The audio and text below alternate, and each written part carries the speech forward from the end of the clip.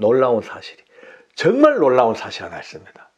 그렇게 높이 둘러쳐진 담장, 아무도 들어가도 나가도 못할 정도로 딱 막아놓은 담장 바로 그 어느 한 부분에 조그마한 문을 이렇게,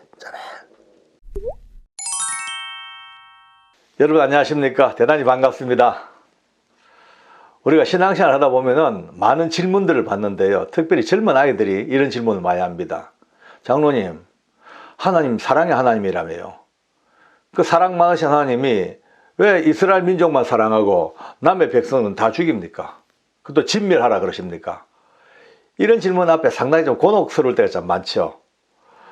이게 안 풀리면은 문제가 생깁니다. 신앙생활의 전반에 걸친 문제가 생깁니다. 오늘 저와 함께 이 간단한 질문 같지만은 그 속에 숨겨져 있는 해답을 한번 딱 찾아보면서 전체를 볼 수 있는, 너무나 이랬구나 하고는 감격이 우리 찾아오는 그런 시간, 오늘 굉장히 중요한 시간으로 여러분들을 초대하겠습니다. 하나님께서 이스라엘 민족을 택하시고 드디어 이들을 통하여 하나님의 나라를 건설하시기로 작정하셨습니다. 그러기 위해서는 이 민족이 철저하게 보호된, 왜? 그 당시에 이 민족들 말고 다른 민족들은 하나같이 우상문화 가득 차고 음란문화로 가득 차고 말로 다 할 수 없는 패역한 문화로 꽉 온 세상이 죄로 뒤덮여. 그런데 하나님의 나라는요, 죄와 섞이면 안 돼요. 그죠? 죄와 멀리 해야 돼. 그러니까 이 민족만큼은 꼭꼭 붙들고 철옹성같이 높은 담을 쌓으시고 바깥 세상과 절대 교류되지 못하도록 막아 놓으신 거예요. 그 다음에 다른 민족들 우리가 볼 때 저 사람들이 죽이냐, 진멸하냐, 잔인하다. 우리가 볼 때 잔인하죠. 사람 눈을 보면. 하나님의 시각으로는요, 사람 하나 죽고 이게 아니고 죄와의 싸움이에요. 죄와의 싸움. 그 악한 죄에 찌들은 모든 인성들과 악한 죄악에 찌든 그 우상의 찌꺼기는 다 쓸어내야, 다 청소해야만이 하나님의 나라가 이루어지는 거예요. 그런 관점에 본다면요, 우리가 인간적인 시각으로 잔인하다 뭐다, 이건 우리 생각이죠. 어쨌든 드디어 이 백성들은 딱 높은 담을 쳐서 바깥 세상과 전혀 교류를 못하도록 완전히 교통 불가로 딱 만들었어.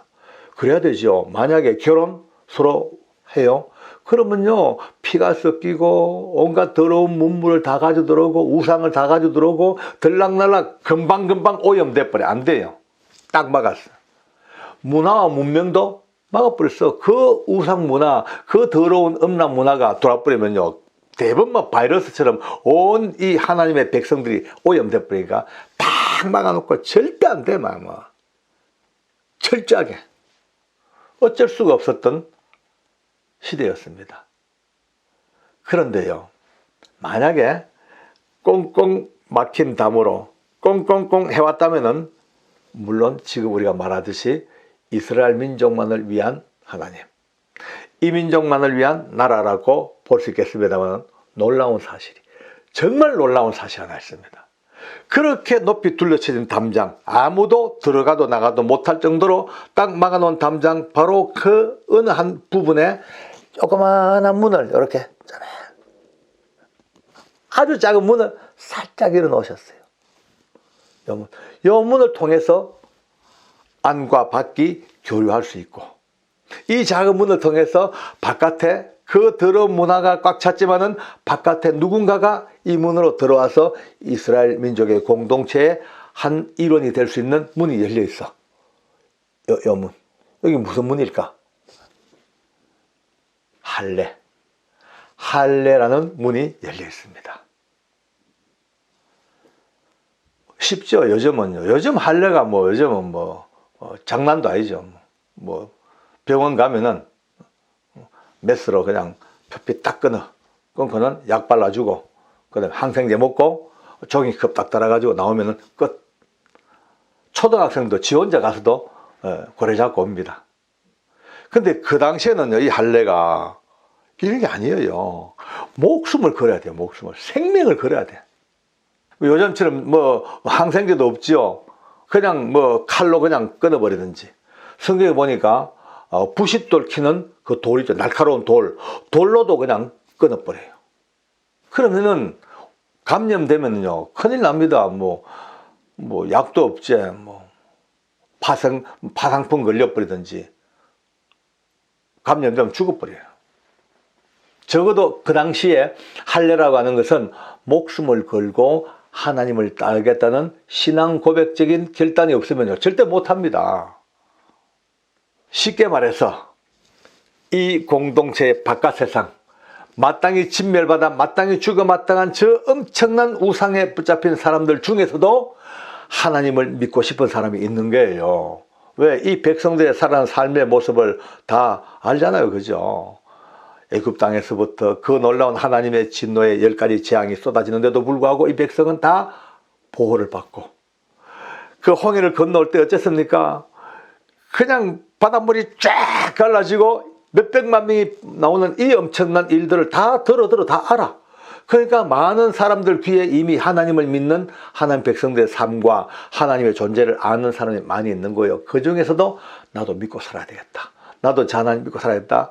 이 백성, 저 백성, 이 족속, 저 족속 중에서도 그나마 하나님 알고 싶은 사람들은 찾아, 그래, 할례 받고 내 믿음으로 살겠습니다. 하나님 믿고 살겠습니다 하는 사람마다 그 좁고 좁은 문을 들어와 드디어 이 백성들 속에 같이 신앙 공동체의 일원으로서 피는 달라. 근데 피보다 더 강력한 것이 이들은 신앙으로 부르신 거예요. 굉장히 놀라운 일입니다. 여러분요, 우리가 잘 아는 12정탐꾼이 있죠. 그 중에 갈렙이 나옵니다. 근데 이 갈렙이라는 사람은요, 희한하게도 갈렙이라는 이름이 나오면 꼭 앞에 갖다 붙는 수식어가 있습니다. 그나스 족속 여분네의 아들 갈렙이라고 얘기하고, 또 좀 지나가다가 또 갈렙 나오면 딴 사람은 그냥 이름만 불러. 그냥 요사가 또 뭐가 또 하는데 꼭 갈렙만 나오면요 따라다니시면서 하나님은 악착같이 그나스 족속 여분네 아들 갈렙이, 또 다음에 또 말씀하면 또 잊어버리지 않냐고 또 갖다 붙여. 그나스 족속 여분네 아들 갈렙이요. 와, 어쩌면 그렇게 그의 출신지와 그의 그 가족 아버지의 이름까지 갖다 붙여가지고. 왜냐? 여러분요, 이 그나스 족속은요, 제가 책을 찾아보니까 가나안 7족속보다 더 앞서 살았던 초기 원주민들입니다. 하나님께서 가나안 땅을 딱 정복하게 하실 때에 가나안 7족속을 다 멸하라. 다 멸해야 돼. 다 멸망시켜야 돼. 왜? 죄로 가득 찬 민족들이기 때문에 죄의 청소를 해야 돼. 그런데 이 그나스 족속은요, 이 가나안 7족속보다 더 앞서 살았던 초기 원주민들이, 그러니까 쉽게 말해서 지금 이 인종 청소의 영순위, 가장 먼저 멸망받아야 될 백성들의 영순위 그나스 족속 중에 여분네라는 아마 족장이 있었겠죠. 그 여분네의 아들 갈렙이라고 그렇게 딱 명시합니다. 어찌 보면요, 족보로 보면요, 수치스러운 족보죠.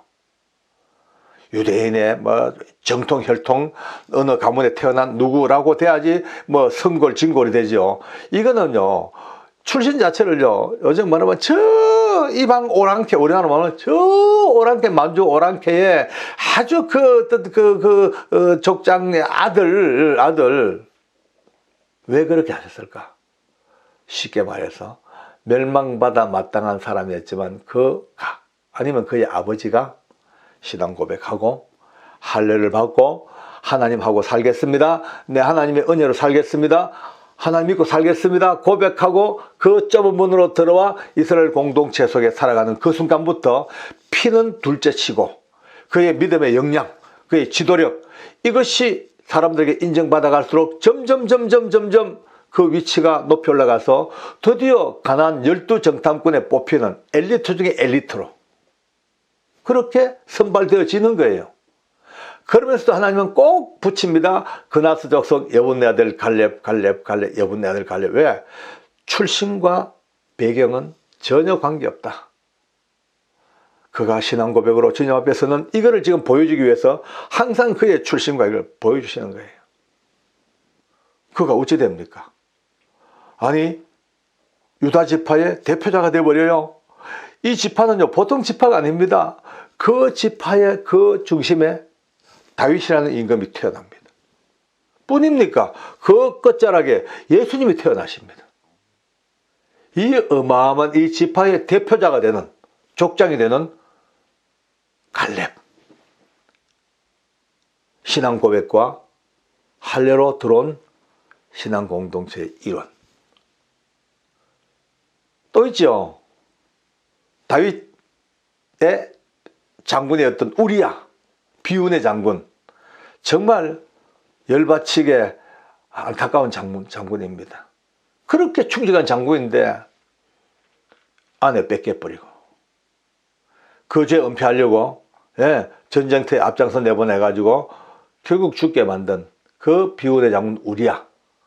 우리야를 얘기할 때 꼭 또 성경은요, 햇사람 우리야라고 해요. 햇사람 우리야. 햇사람 우리야. 햇사람. 가나안 7족속 중에 마땅히 멸망받아야 될 헷족속. 히타이트 족속. 헷족속이었지만은 우리야 역시 신앙 고백하고 할례받고 드디어 이스라엘 공동체로 들어와서 거기서 영향을 인정받아 대장군까지 올라가네. 대장군까지. 요즘 말하면은 아주 뭐 사단장급 됐겠죠. 자, 이거 보십시오. 그냥 캄캄한 역사 속에 그저 뭐 덮어쓰고 신발 질질 끌고 다니면서 유대인들 저끼리 우리가 하나님 백성 우리끼리 따분해 보이죠.